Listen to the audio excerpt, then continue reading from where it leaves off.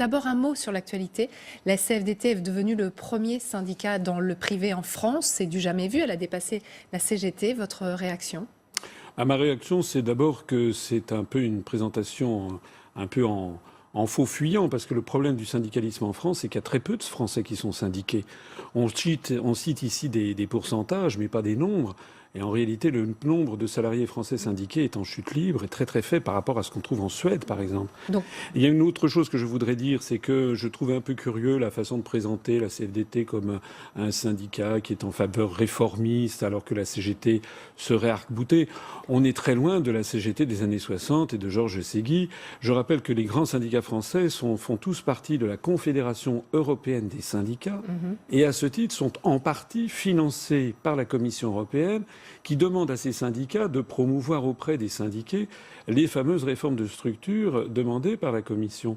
D'autant, c'est la raison pour laquelle, en définitive, on a des syndicats qui ne jouent plus tout à fait leur rôle d'opposants, de défense systématique de l'intérêt des salariés. C'est la raison pour laquelle beaucoup de salariés français sont désarçonnés par le fait que leurs syndicats ne vont plus jusqu'au bout. pour vous, la CGT, l'année dernière, pendant la loi travail, n'a pas défendu les droits des salariés?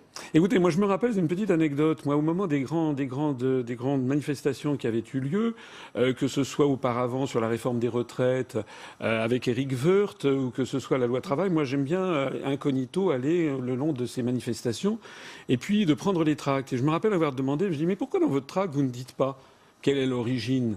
L'origine de la loi El Khomri, c'était pas Madame El Khomri, c'était même pas le gouvernement français, c'était la Commission européenne, c'était le rapport des grandes orientations de politique économique, de même que la même chose pour la réforme des retraites de la loi Woerth.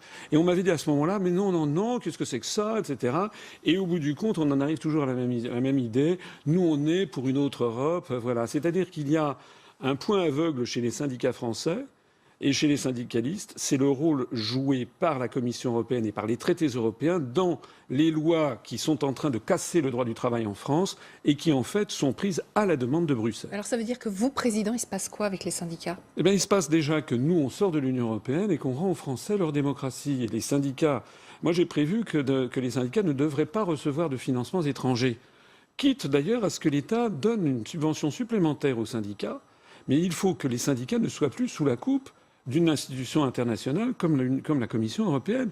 Et je pense que les syndicats doivent jouer leur rôle de contre-pouvoir. Actuellement, ils ne le jouent pas suffisamment. Ne jouent pas. Mais vous seriez Pas suffisamment. Pas suffisamment. Vous seriez quand même pour le dialogue permanent avec les évidemment, partenaires sociaux? évidemment. Moi, vous savez, je suis quelqu'un de sérieux et de raisonnable. Je ne suis pas pour, j'ai pas l'allure d'un révolutionnaire, mais je suis en faveur de ce que chaque structure défende, qu'il y ait des contre-pouvoirs.